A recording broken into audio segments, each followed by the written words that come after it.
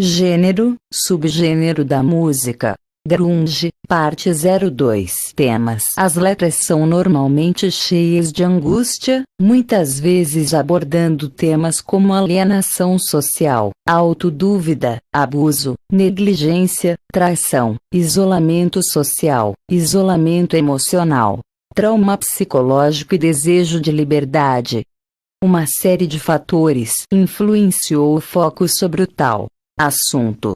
Muitos músicos grunge exibem um desencanto geral com o estado da sociedade, bem como um desconforto a pressões sociais. Tais temas têm semelhanças com aqueles abordados pelos músicos do punk rock e as percepções da geração X. O crítico musical Simon Reynolds disse, em 1992, que há um sentimento de exaustão na cultura em geral. As crianças estão deprimidas com o futuro. O humor no grunge é muitas vezes satirizado no glam metal, por exemplo, a canção Beat Dumb Sex do Soundgarden, e em outras formas de rock popular durante a década de 1980. O tema do bullying e da exclusão social também é explorado ocasionalmente. Em Jeremy do Piaro Jan, conta-se a história de um garoto ridicularizado na escola, ignorado em casa pelos pais.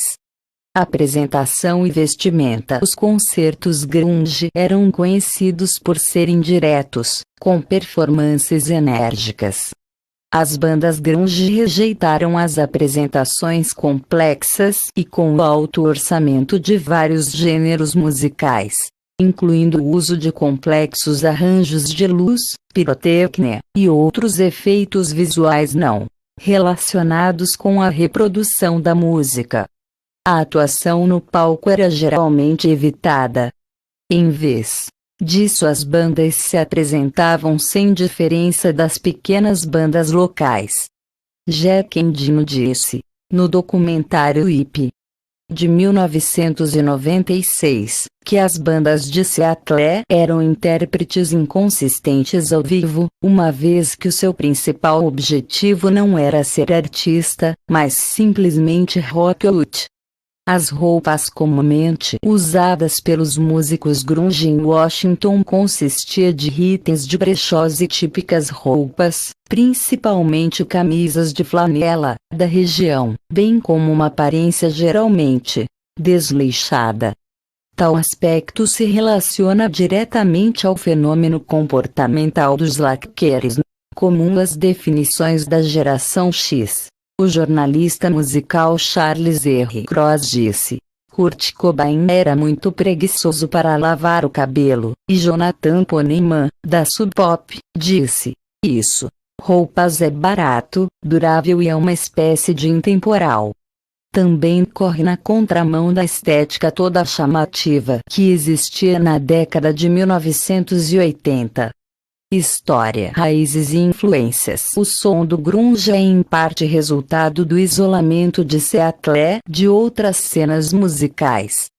Como Jonathan Poneman, da Sub Pop, observou, Seattle foi um exemplo perfeito de uma cidade secundária com uma cena musical ativa que foi completamente ignorada por uma mídia americana, fixada em Los Angeles e Nova York. McCartney afirmou que o isolamento significou que esse um canto do mapa estava sendo realmente inato e estava arrancando ideias uns dos outros. O grunge evoluiu a partir da cena de punk rock local e era inspirado por bandas como The Farts, The Umen, 10 Minute Warning, The Accused Fastbacks.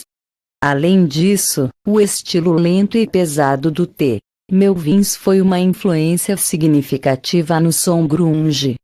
Fora do noroeste do Pacífico, uma série de artistas e cenas musicais influenciaram o grunge. Bandas de rock alternativo da região do nordeste dos Estados Unidos, incluindo Sonic Youth, Goo Goo Dolls, Pixies e Dinosaur Jr. são influências importantes no gênero. Através do seu Patrocínio às bandas de Seattle. O Sonic Youth inadvertidamente alimentou a cena grunge, e reforçou as atitudes ferozmente independentes de seus músicos. A influência do Pixies no Nirvana foi notada por Kurt Cobain, que comentou em uma entrevista da Rolling Stone que, conectado com a banda tão fortemente que eu deveria estar nela. O uso do Nirvana do Pixies é o verso suave, refrão pesado, popularizada essa abordagem estilística em ambos o grunge e outros subgêneros do rock alternativo. Ao lado das raízes dos gêneros punk e rock alternativo, muitas bandas grunge foram igualmente influenciadas pelo heavy metal da década de 1970. Clinton Elin, autor de Babylon's Burning, From Punk to Grunge, citou Black Sabbath como talvez a mais ubíqua influência pré-punk da cena noroeste.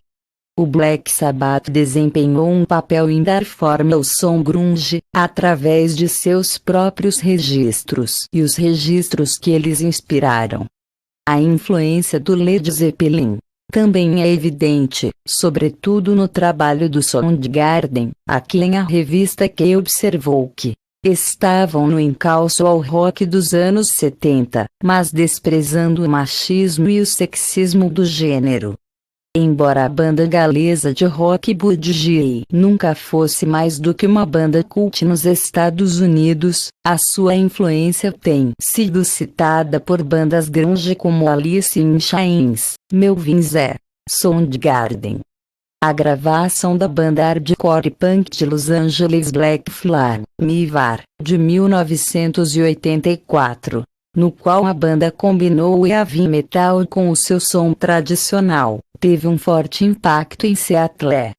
Steve Turner do Mudhoney comentou: um monte de outras pessoas em todo o país odiava o fato de que o Black Flag tinha ficado lento, mas até aqui foi muito bom. Éramos como ai.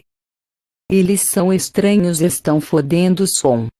Turner explicou a integração do grunge de influências do metal, lembrando: hard rock e metal nunca foram muito um inimigo do punk como foi para outras cenas.